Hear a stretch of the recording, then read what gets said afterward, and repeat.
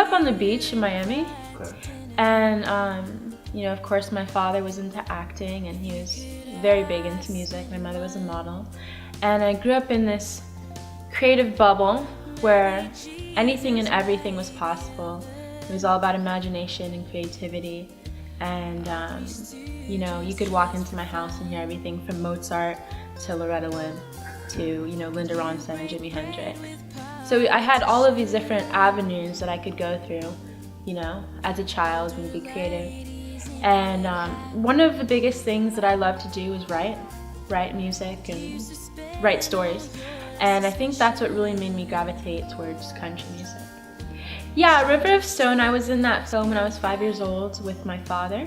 Okay. And I did a little cartwheel in there, and I had some lines, and we were in the Bahamas. It's a lot of fun. There's so many musicians that inspired me growing up. I mean, I love everyone from Janis Joplin to, you know, John Lennon, and I love all of the old school. The legends are who I really love. One of my favorites is Loretta Lynn. Big favorite. Love her writing, love her spunk. She reminds me so much of my mother. Hank Sr., one of my favorite songwriters of all time. Harlow is my debut novel. It takes place in the 1930s, so it's a period piece.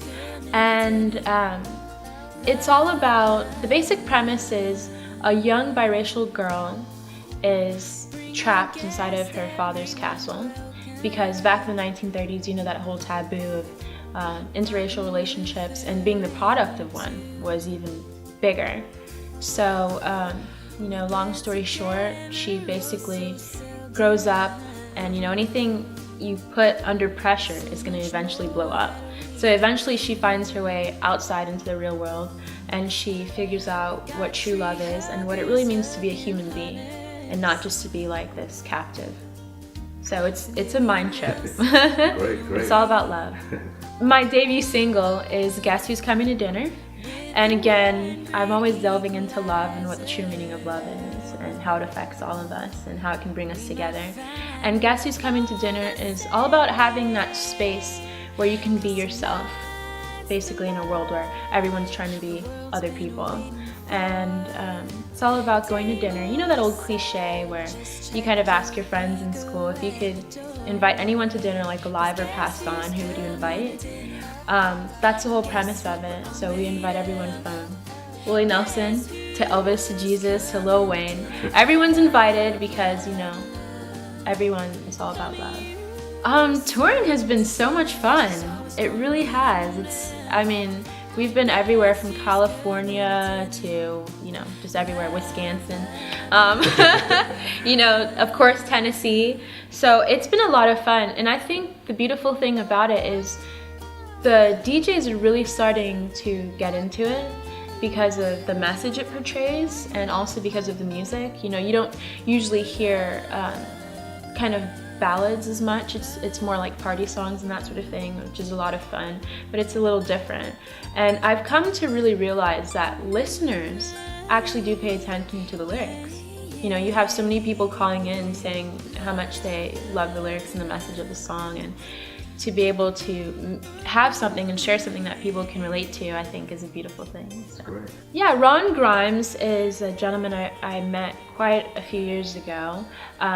He's most known for his work with LeAnn Rimes. He was on a few of LeAnn's platinum albums. And him and I, when we first met each other, we just clicked. I sang some country for him, and he came out of retirement and said he wanted to work. And we wrote so many amazing songs together, and quite a few are on the album. So Ron and I actually sang the train song for the Texas Legends for Donnie Nelson, and you know, we've done a lot of work together, and he's just a great friend. Being the new face of country music was quite a surprise. It was awesome to be featured on Queen Latifah's site, and for her to, you know, love the music, and I look forward to hopefully going on the show one day. So, but they really delved into it, and how it's kind of unique being African American in country music. So, but they also love the music as well. You asked me about some of the songs that are on the album. Yes. And actually two of the songs that are on the album came from a beautiful relationship I had with a gentleman named Kurt Gasplin. I started volunteering for hospice for quite some time, and I spent most of my time with him. And I found out when I first met him that he was a poet. And during that time, I was, dabbling in guitar a little bit. And so I was like, oh my goodness, I know what we can do. We can write some music. And so we wrote like 5 songs together, and one of them being Into the Blue on the album, and the other one was Passport. And he got to listen to all of them before he passed away, but those 2 ended up on the album. And Passport is all about his transition from this life into the next life. So, but I still keep in touch with his wife, Katie, and she's like a Marilyn Monroe to me, and he was kind of like a Sean Connery, this big, funny guy. He was awesome. And Marilyn Massis was the coordinator. She's the one who made all the magic happen, and I love her for it. I was accepted in 10 categories in the Grammy Awards, 56 Grammys, 2014. That was a massive feat for me. It was so huge. I was like very shocked by it and just very happy to be accepted. And some of the categories included, Song of the Year, Artist, Best New Artist, and that sort of thing. And actually one of the songs, the song I wrote with Kirk, Passport, was one of the ones that have been accepted in 3 different categories, as well as Guess Who's Coming to Dinner, my debut album. So for me to be accepted by the Grammy Awards in that way just shows me, this little engine that could. I think I can. Cottonwood. Very excited about the new film Cottonwood that I'll be starring in. There are other actors in it like Lou Gossett and Anthony Michael Hall, and just a lot of great people who are going to be in there.